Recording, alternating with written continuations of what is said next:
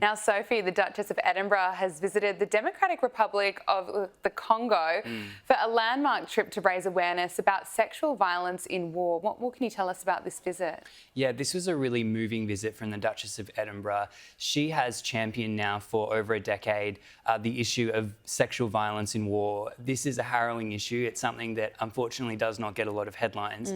She took a discreet visit to the Democratic Republic of Congo last week.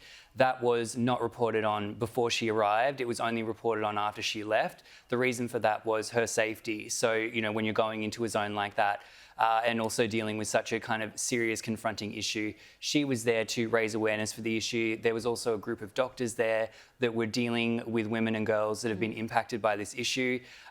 It's really kind of taken on a huge sort of media profile. I think that is really the power of the Duchess of Edinburgh, to give an issue that is so serious and is happening all over the world.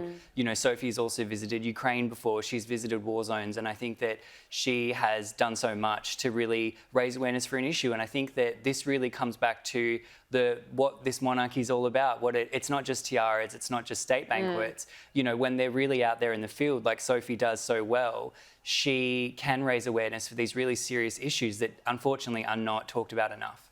Now, King Charles is set to open the gates to Windsor Castle for visitors, and he's offering a special discount for pensioners. Is there a message behind this? Yeah, you know, this is a really, I think, a nice, heartwarming story that came out this week. So basically, over the period, kind of the Christmas period between November and the end of January, some of the royal palaces are open to the public. So Windsor Castle being one of them, they're open for ticket holders. You can purchase a ticket. It's usually about £35, which is, you know, for tourists coming to the UK, that's probably not a lot. They probably think that that's a pretty good deal to see a royal palace up close. But of course, you know, there are a lot of people in the UK doing it tough. And I think that this was an initiative that was designed to allow more access to the royal residences and all the artefacts, you know, the history of the UK, really. And I think as much as the Windsor Castle and the palaces are the residence of the royal family, they're also really the people's palace. So I think that the message here from the trust that oversees the palaces was that they want more access, more people to be able to appreciate and enjoy these things. I think it's a wonderful message, and for any pension holders, all different types of pension holders in the UK will be eligible for the £1 deal. And I think, you know, what a lovely message, and a great time of year as well, because if you go at this time of year, you get to see the garlands and all the Christmas decorations. So, yeah. Yeah, no, I love it as well.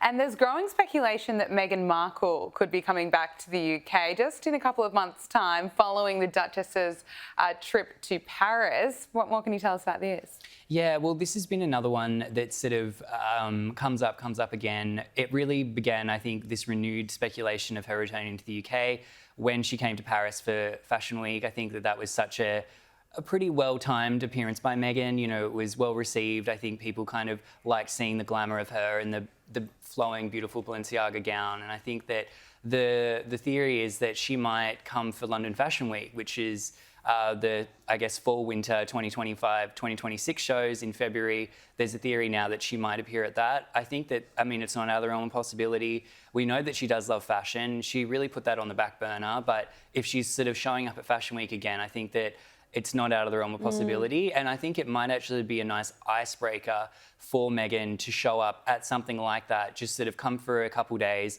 go to a fashion show, be photographed, and then it kind of breaks the ice in the UK. And then if she does want to come back, say, for the Invictus Games in, you know, 2 years' time, I think that might smooth the pathway a little bit.